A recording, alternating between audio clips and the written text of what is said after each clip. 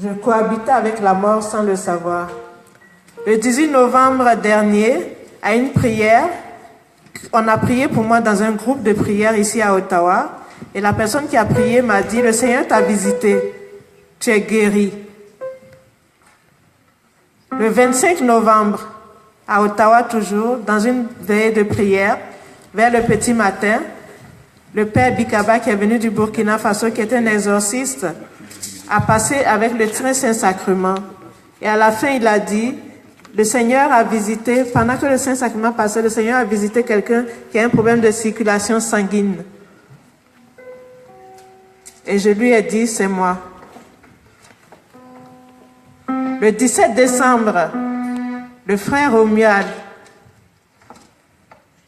de Londres a dit à Frédéric, il y a quelqu'un dans ton groupe qui est malade. Quand je viendrai, je lui imposerai les mains. Le Seigneur a voulu que ce soit autrement. Vous l'avez vu vendredi. Ce n'était pas préparé. C'est l'onction de l'Esprit. Aujourd'hui, je voudrais rendre témoignage. Je voudrais dire merci à ce Dieu-là qui est si bon, qui m'a gardé en vie et qui me ressuscite aujourd'hui. Je voudrais dire merci au berger Romuald pour son onction. Je voudrais dire merci au Seigneur. Je bénis le Seigneur pour sa vie. Je bénis le Seigneur pour toutes ses paroles de connaissance. Je bénis le Seigneur pour tous ces miracles qui ont été opérés dans nos vies. Je me sens nouvelle, je me sens en vie. Et je n'ai pas de mots pour dire merci au Seigneur.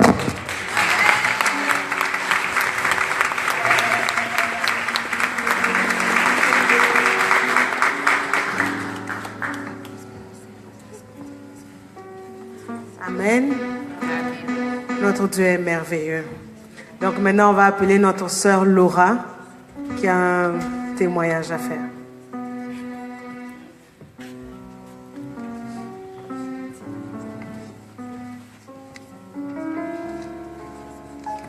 Bonsoir à tout le monde.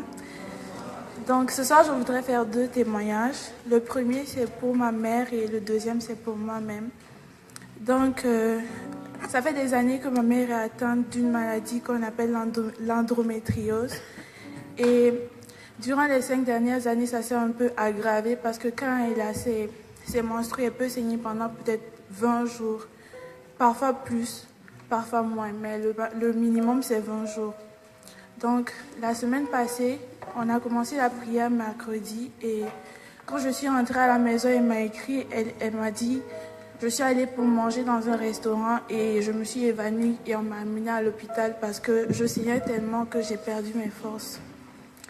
Et jeudi, quand je suis venue à la prière, j'ai dit, ah Seigneur, je te prie pour maman parce que ça fait quand même longtemps qu'elle est malade. Et tu connais son cœur, tu connais sa vie. S'il te plaît de la guérir, touche-la. Donc j'ai prié, on a prié, le berger nous a demandé de venir, de donner nos intentions. Et quand je suis rentrée à la maison, pendant la nuit, je reçois un message et elle me dit, j'ai arrêté de saigner. Je lui ai même pas dit que j'étais allée à une prière, que j'avais prié pour elle.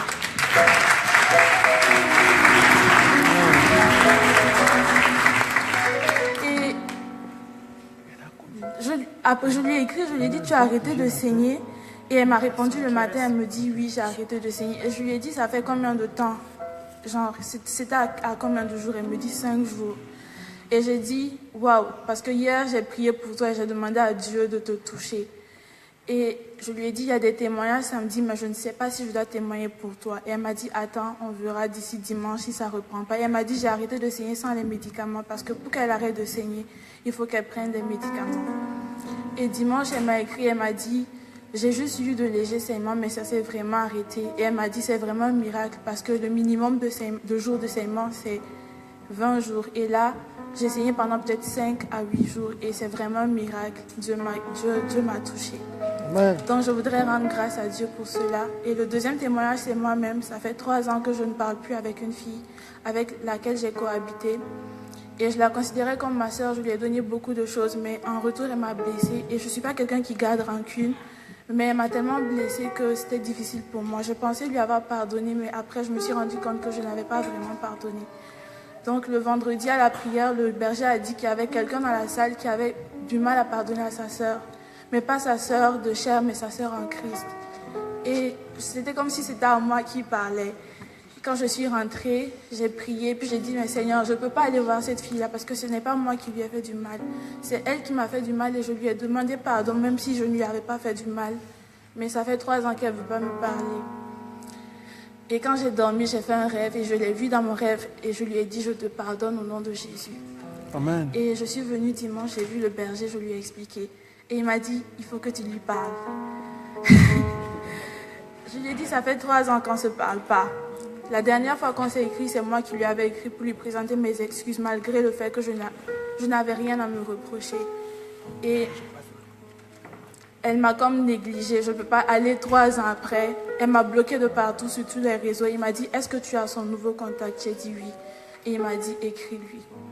Donc la veille du mercredi décembre, je lui ai écrit et je lui ai dit, je te demande pardon pour tout ce que je t'ai fait. Et je te pardonne à mon tour au nom de Jésus. Et je te souhaite un excellent temps de carême. Et je me suis dit, Seigneur, elle ne va jamais me répondre. Donc j'ai vaqué à mes occupations. Le soir, quand je rentrais, c'est comme si l'Esprit, ça me disait de répéter une prière sur le chapelet. Et je disais, elle s'appelle Yvette. Je disais, Seigneur, je pardonne à Yvette et je la bénis dans ton Saint-Nom. Et je bénis tout ce qu'elle fera dans sa vie, que tout ce qu'elle fasse réussisse et que tu te glorifies dans sa vie. Seigneur, que je m'efface, que ce ne soit pas moi mais toi, que tu règnes dans sa vie. Et qu'à travers ce par quoi on est passé, Seigneur, que tu te glorifies dans sa vie. Et quand je suis rentrée, j'ai vu qu'elle m'avait écrit un message. Elle m'a dit, bon temps de carême à toi. Donc je rends grâce à Dieu pour tout ce qu'il fait. Je suis sûre qu'il fera encore beaucoup de choses et union de prière. Amen.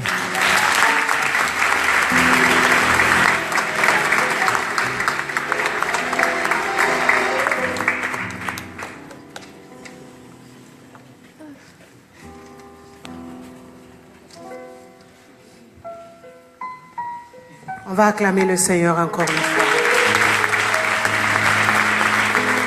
Donc, on a eu 2 témoignages, on rend grâce à Dieu.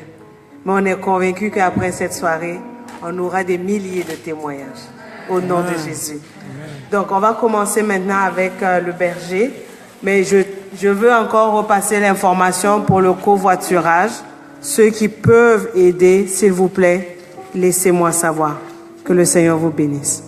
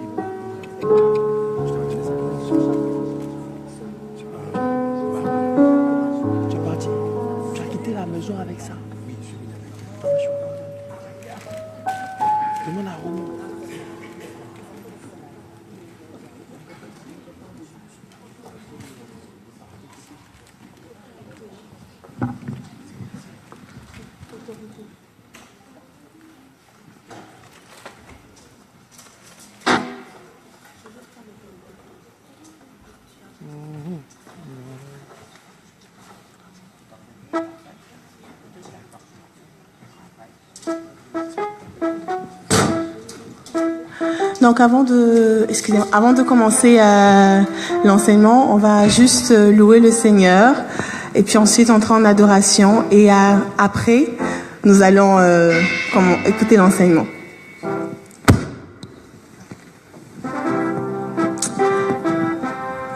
Donc je vous invite tous à vous lever, on va danser pour le Seigneur et puis ensuite on va entrer en adoration.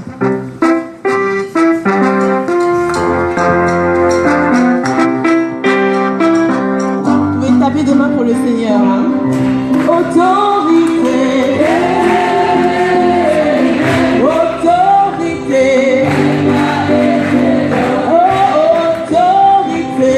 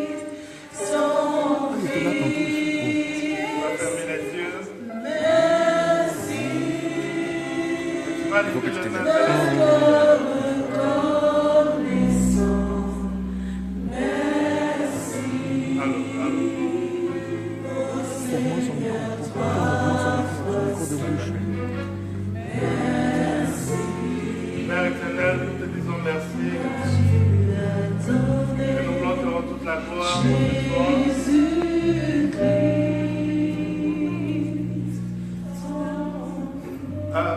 que vous m'entendez? J'ai l'impression que je ne m'entends pas.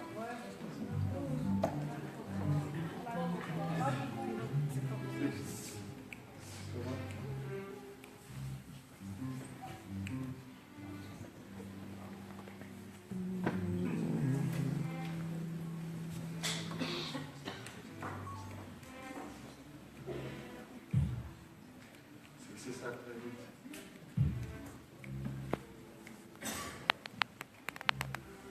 Allô? Fixez ça comme ça. Allô? Allô? Oui. Allô? Donnez-moi un micro par la carte, si vous avez.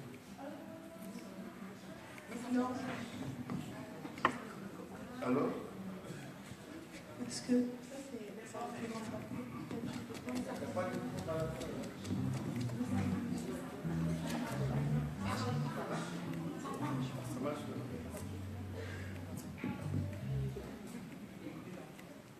Peut-être que le Saint-Esprit va aller dans. Allô? Allô? Vous m'entendez? Oui. Je m'entends faiblement.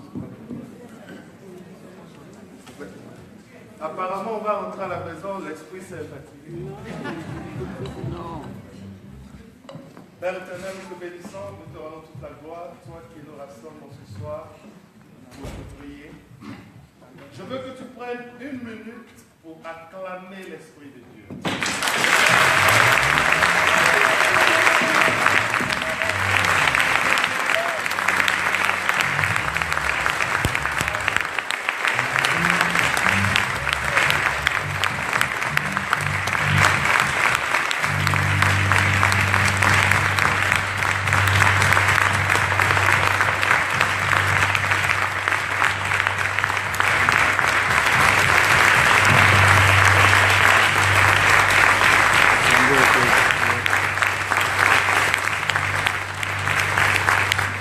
Allô? Allô? Ouais. La corde, là, ça me fait bizarre. Prochainement, prenez des micro-baladeurs. Ça va nous permettre d'être fluide. Tu as trouvé quelque chose, toi? Que l'Esprit Saint t'aide à fixer ça. Pendant que j'étais dans la salle, l'Esprit Saint m'a dit qu'il veut un 3e témoignage. Avant que je ne commence, et j'aimerais qu'on obéisse à ce qu'il a dit. Donc j'attends un 3e témoignage. Il m'a dit ça. Et je vais démarrer ici.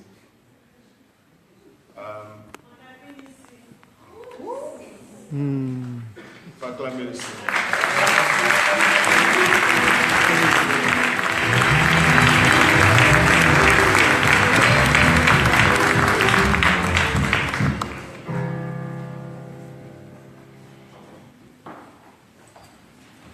J'ai bien voulu témoigner, mais par contre, j'attendais vraiment que l'Esprit Saint m'appelle.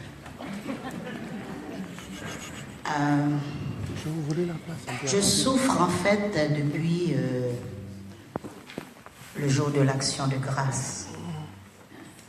J'ai mes genoux qui me faisaient énormément mal et mes bras également. J'ai vu plusieurs médecins. J'ai été à l'hôpital Montfort pour plusieurs examens. Et par contre, on n'arrive pas à trouver exactement de quoi il s'agissait. D'ailleurs, j'ai fait un bone scan. Je ne sais pas comment dire en français. Pardon. Parfait. Alors, oh, merci, maman. Donc, on ne pouvait pas définir si c'est de l'arthrite ou bien si c'est du rhumatisme. Je marchais avec une canne parce que vraiment ça faisait atrocement mal. Je peux dire en fait le jour c'était vraiment calme Mais aussitôt que je me couche, les douleurs ont commencé. Je n'arrivais pas à dormir. Et alors quand le berger Frédéric nous a fait tous savoir que le frère Romuald allait venir, donc j'ai fait de mon mieux. Quoi qu'après le travail, je me suis dirigée directement ici, sans aller chez moi, parce que si j'étais rentrée chez moi, peut-être que je ne serais pas ressortie. J'ai assisté aux 3 soirées. Et la 3e soirée, le frère Romuald a demandé à tous les bergers de s'avancer. Et c'est ce que j'ai fait. Je me suis avancée et puis on priait. Il priait pour tout le monde. Et quand il m'a imposé les mains, il m'a dit quelque chose. C'est-à-dire tout le monde, toutes les personnes qui étaient là, on était vraiment surpris d'entendre ce qu'il a dit. Il m'a fait savoir qu'on avait fait du vaudou sur moi. Et qu'à cause du travail du Seigneur que je fais ici, on dirait qu'il y a des gens qui n'ont pas aimé ça. Et ces gens-là veulent me casser les jambes, peut-être me rendre malade pour que je ne puisse pas continuer à faire le travail du Seigneur. Et il a vu aussi qu'il y avait, l'Esprit Saint lui a montré qu'on m'avait, que j'avais une veste noire sur moi. Donc il a prié pour moi et l'Esprit Saint a enlevé cette veste noire. Béni soit l'Éternel.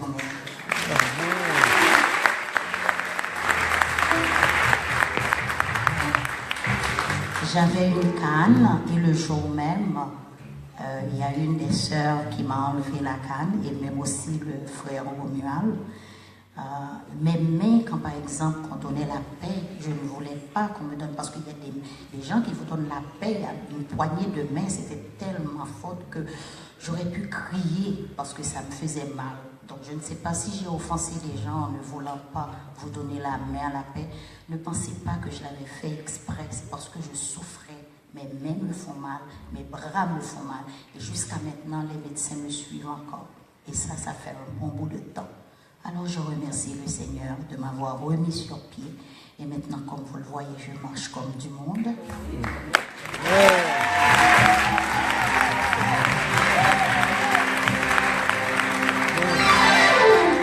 Mais l'autre m'a joué un tour.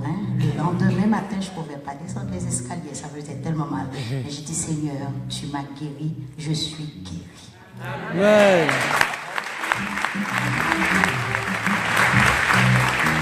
Est-ce que vous m'entendez maintenant? Oui. C'est bon? Ok. Donc, j'ai plus besoin de ça. Alors? Ben, ça marchait avant, non? Qu'est-ce qui se passe? Alléluia. Seigneur, donne-nous la grâce de faire ton œuvre ce soir. Amen. Avec ce micro. Amen. Amen. Ce soir, c'est ma dernière soirée ici au Canada. Je repars demain sur Londres pour continuer la mission. On m'attend là-bas. Et Dieu a fait beaucoup de miracles ici. Il y a d'autres. Il vous a dit, après 21 jours, d'autres après 7 jours. Quand Dieu guérit, il faut obéir aux instructions divines. Si Dieu dit après 7 jours, il faut aller faire un test, il ne faut pas partir avant 7 jours. Si tu vas avant 7 jours, la maladie sera là. Mais si tu vas après 7 jours, la maladie va disparaître. Parce que il y a ce qu'on appelle les instructions divines. Dieu, il y a des guérisons instantanées, il y a des guérisons progressives. Selon la généalogie de la personne, le type de famille dont la personne provient, le Seigneur a ses manières de travailler dans la vie de ses enfants. Ce soir, voici le message de Dieu pour vous, le dernier message du Seigneur pour le peuple du Canada. Avant de commencer, j'aimerais saluer Denise Boudreau. Waouh, t'es choqué? Il faut l'acclamer.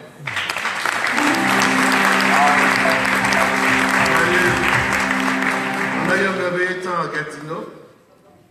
C'est Gatineau, c'est ça? Un temps merveilleux à Gatineau avec la communauté de Denise Boudreau.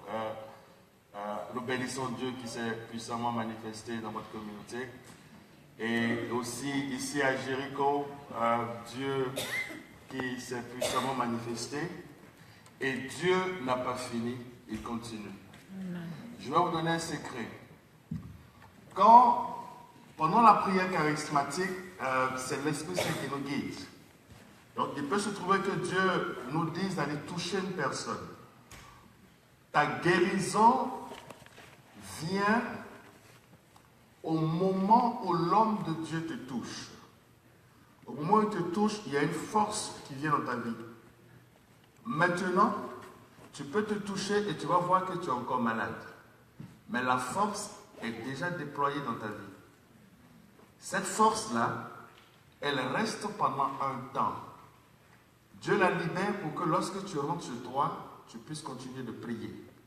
Quand tu pries, la force reste toujours en activité et elle a ce qu'on appelle le temps de l'accomplissement. Donc quand tu continues de prier, après elle se déploie et un matin tu te réveilles, tu es complètement guéri. C'est ce que beaucoup de chrétiens ne savent pas. Et donc, quand on vous touche et que Dieu dit tu es guéri, si tu doutes, automatiquement la guérison s'annule. Pourquoi? Le livre de Jacques, chapitre 1, dit ceci, que lorsque vous demandez quelque chose au Seigneur, demandez-lui sans douter. Parce que si tu doutes, ne va pas t'imaginer qu'il va le faire. Dieu a ces principes que beaucoup de personnes ignorent. Le Seigneur a horreur du doute. Tu peux dire, je dis aux gens que quand vous demandez quelque chose au Seigneur, comme j'ai l'habitude de le dire, il y a deux personnes qui te connaissent. Il y a Dieu et puis il y a toi-même. Faut t'acclamer. Il y a Dieu et puis il y a toi. Quand tu demandes un miracle à Dieu et que tu doutes, demande à l'Esprit Saint de t'aider à croire. C'est pour cela que souvent dans la version anglaise d'où je viens, dans séquence d'écriture, on dit « Lord, help my unbelief ». C'est-à-dire « Aide-moi à croire en ce que je te demande, parce que je doute ». Si tu fais ça, ça veut dire que tu es sincère devant Dieu. Dieu aime les cœurs sincères. Mais si tu demandes quelque chose à Dieu et que tu fais croire que tu as la foi alors que Dieu voit dans ton cœur que tu doutes, et ton voisin te regarde, il va dire ma voisine elle a la foi, hein? Alors que dedans ça chauffe. Dieu ne va pas t'exaucer. C'est pour ça qu'il y a des choses que moi je demande à Dieu quand je doute. Je demande au Saint-Esprit de m'aider à croire en ce que je demande. Et quand l'Esprit m'aide, puisque l'une des fonctions du Saint-Esprit, selon le livre de Jean, l'Esprit Saint est appelé celui qui aide. En anglais, on l'appelle the helper. C'est-à-dire qu'il est là pour t'aider. Il est là pour t'aider. Donc quand tu doutes, appelle-le et il va t'aider à croire.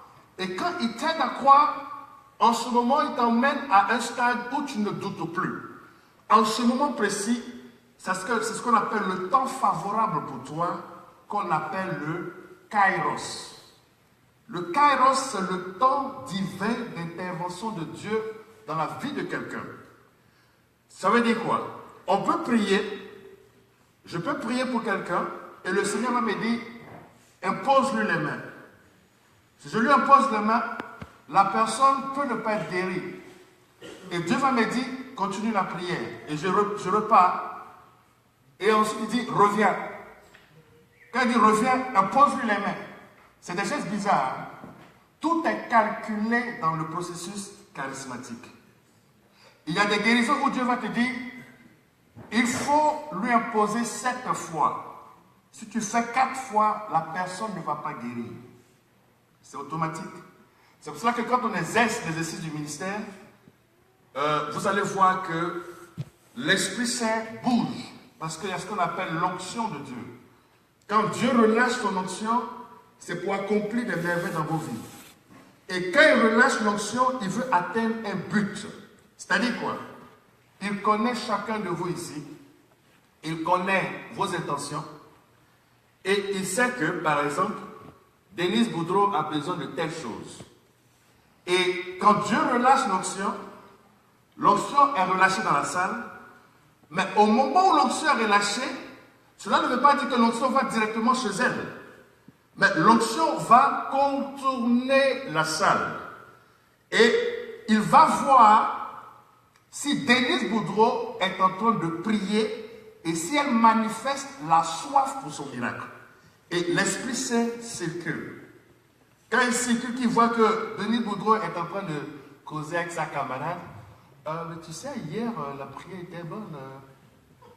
Alors que l'Esprit Saint est à côté d'elle, elle perd son miracle. C'est pour cela qu'au moment où on enseigne, l'Esprit Saint visite son peuple. Il est en train de vous sonder, il vous connaît. Merci Seigneur. Merci Seigneur. Il y a une personne ici, comme je l'ai dit, il a commencé à travailler. Tu as ton fils, c'est un garçon et il est malade. Et tu t'inquiètes pour sa santé depuis un certain temps. Dieu me dit, je veux vérifier la parole, je veux que tu t'amènes ici devant et je veux te voir. Ton fils, c'est un garçon et il est malade et tu t'inquiètes pour sa santé. Je veux te voir ici devant et je veux te donner la parole de Dieu pour toi. Mais ne viens pas me voir à la fin, parce qu'à la fin, je ne reçois pas quelqu'un. Il faut acclamer le Seigneur. Vous voyez, on n'a pas encore commencé, c'est pour ça que je dis faites attention. Non, c'était pour vérifier que tu étais là. Merci. Le Seigneur me dit que pendant la prière charismatique, ton fils il est là? Il est à la maison. Il est où ça? Il est à Abidjan. Il est malade. Écoute-moi bien. Pendant la prière, il y a un moment où, je ne sais pas à quel moment, mais Dieu va me diriger vers toi, ou il va me dire de t'appeler. En ce moment, il faut courir. Quand je vais t'imposer les mains, par les liens de sang avec ton fils, il va le guérir. Amen.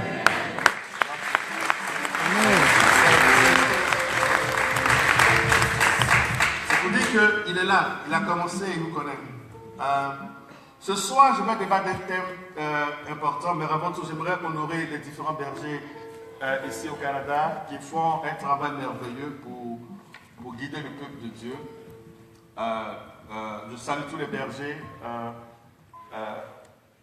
Que Dieu vous bénisse pour tout ce que vous faites. Et ce soir, on va travailler. Ce soir, dis à ton voisin.